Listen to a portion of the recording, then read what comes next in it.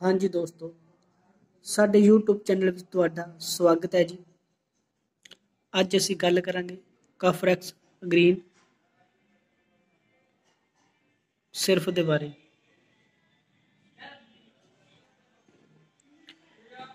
ਇਹ ਬਹੁਤ ਹੀ ਵਧੀਆ ਸਿਰਫ ਹੈ।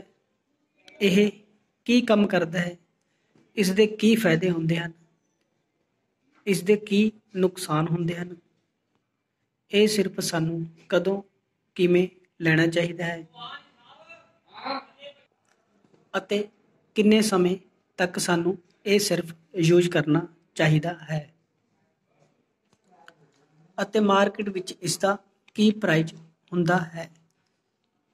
ਇਸ ਵੀਡੀਓ ਨੂੰ ਲਾਸਟ ਤੱਕ ਦੇਖੋ ਤਾਂ ਜੋ ਤੁਹਾਨੂੰ ਪੂਰੀ ਜਾਣਕਾਰੀ ਮਿਲ ਸਕੇ ਅਤੇ ਹੋਰ ਮੈਡੀਸਨ ਬਾਰੇ ਜਾਣਕਾਰੀ ਲੈਣ ਲਈ ਸਾਡੇ ਚੈਨਲ ਨੂੰ ਕਰੋ ਸਬਸਕ੍ਰਾਈਬ। ਕਫਰੈਕਸ ਸਿਰਫ ਬਹੁਤ ਹੀ ਵਧੀਆ ਅਤੇ ਬਹੁਤ ਹੀ ਸਸਤਾ ਸਿਰਫ ਹੈ। ਇਹ ਲੈਬੋਰੇਟ ਕੰਪਨੀ ਦੁਆਰਾ ਤਿਆਰ ਕੀਤਾ ਜਾਂਦਾ ਹੈ। ਲੈਬੋਰੇਟ ਇੱਕ ਬਹੁਤ ਹੀ ਵਧੀਆ ਕੰਪਨੀ ਹੈ ਅਤੇ ਇਹ 100 ml ਦੀ ਪੈਕਿੰਗ ਵਿੱਚ ਆਉਂਦਾ ਹੈ।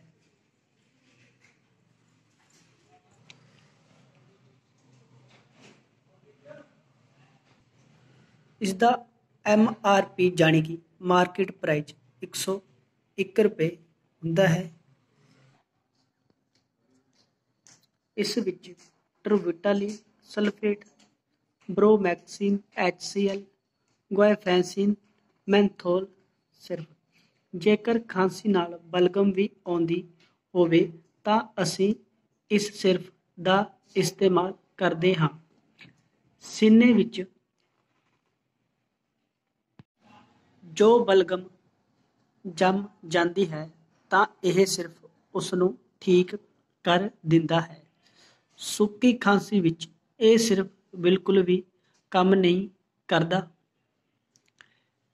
ਇਹ ਸਿਰਫ ਵਿੱਚ ਜੋ ਕੰਟੈਂਟ ਮੌਜੂਦ ਹੁੰਦੇ ਹਨ ਉਹ ਕੰਟੈਂਟ ਸੀਨੇ ਵਿੱਚੋਂ ਬਲਗਮ ਨੂੰ ਬਾਹਰ ਕੱਢਣ ਵਿੱਚ ਸਹਾਇਤਾ ਕਰਦੇ ਹਨ। ਇਹ ਬਹੁਤ ਹੀ ਵਧੀਆ ਸਿਰਫ ਹੈ। ਇਹ ਸਿਰਫ ਸਾਨੂੰ ਕਿੰਨੀ ਮਾਤਰਾ ਵਿੱਚ ਲੈਣੀ ਚਾਹੀਦੀ ਹੈ? 5 ਤੋਂ 10 ml ਦਿਨ ਵਿੱਚ 2 ਜਾਂ 3 ਵਾਰ ਜਾਣੀ ਕਿ ਸਵੇਰੇ, ਦੁਪਹਿਰੇ ਅਤੇ ਰਾਤ ਨੂੰ ਰੋਟੀ ਖਾਣ ਤੋਂ ਬਾਅਦ। ਇਸ ਮੈਡੀਸਨ ਦਾ ਯੂਜ਼ ਕਰਨ ਤੋਂ ਪਹਿਲਾਂ ਇੱਕ ਵਾਰ ਡਾਕਟਰ ਦੀ ਸਲਾਹ ਜ਼ਰੂਰ ਲਓ ਤਾਂ ਜੋ ਤੁਹਾਨੂੰ ਇਹ ਮੈਡੀਸਨ ਕੋਈ ਨੁਕਸਾਨ ਨਾ ਕਰੇ ਅਤੇ ਕਿੰਨੀ ਮਾਤਰਾ ਵਿੱਚ ਇਹ ਮੈਡੀਸਨ ਲੈਣੀ ਚਾਹੀਦੀ ਹੈ ਇਹ ਵੀ ਡਾਕਟਰ ਦੀ ਸਲਾਹ ਅਨੁਸਾਰ ਹੀ ਲੈਣੀ ਚਾਹੀਦੀ ਹੈ, ਕਿਉਂਕਿ ਉਮਰ ਦੇ ਹਿਸਾਬ ਨਾਲ ਅਲੱਗ-ਅਲੱਗ ਮਾਤਰਾ ਵਿੱਚ ਇਹ ਮੈਡੀਸਨ ਯੂਜ਼ ਕੀਤੀ ਜਾਂਦੀ ਹੈ। ਇਸ ਦੇ ਕੁਝ ਸਾਈਡ ਇਫੈਕਟ ਹੁੰਦੇ ਹਨ, ਜਿਵੇਂ ਕਿ ਹੱਥ ਪੈਰ ਕੰਬਣ ਲੱਗ ਜਾਂਦੇ ਹਨ, ਸਿਰ ਦਰਦ ਹੋਣ ਲੱਗ ਜਾਂਦਾ ਹੈ, ਉਲਟੀਆਂ ਦਾ ਆਉਣਾ।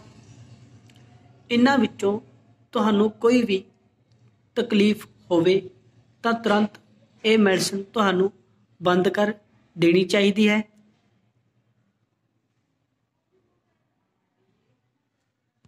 ਸਿਰਫ ਦਾ ਯੂਜ਼ ਕਰਨ ਤੋਂ ਬਾਅਦ ਕਈ ਵਾਰ ਨੀਂਦ ਵੀ ਆਉਣ ਲੱਗ ਜਾਂਦੀ ਹੈ। ਜੇ ਇਹਨਾਂ ਵਿੱਚੋਂ ਤੁਹਾਨੂੰ ਕੋਈ ਵੀ ਤਕਲੀਫ ਨਜ਼ਰ ਆਵੇ ਤਾਂ ਤੁਸੀਂ ਇਹ ਮੈਡੀਸਨ ਲੈਣੀ ਬੰਦ ਕਰ ਦੇਣੀ ਚਾਹੀਦੀ ਹੈ ਅਤੇ ਆਪਣੇ ਨਜ਼ਦੀਕੀ ਡਾਕਟਰ ਦੀ ਸਲਾਹ ਲੈਣੀ ਚਾਹੀਦੀ ਹੈ। ਅੱਜ ਦੀ ਵੀਡੀਓ ਵਿੱਚ ਬਸ ਇੰਨਾ ਹੀ। ਧੰਨਵਾਦ ਜੀ।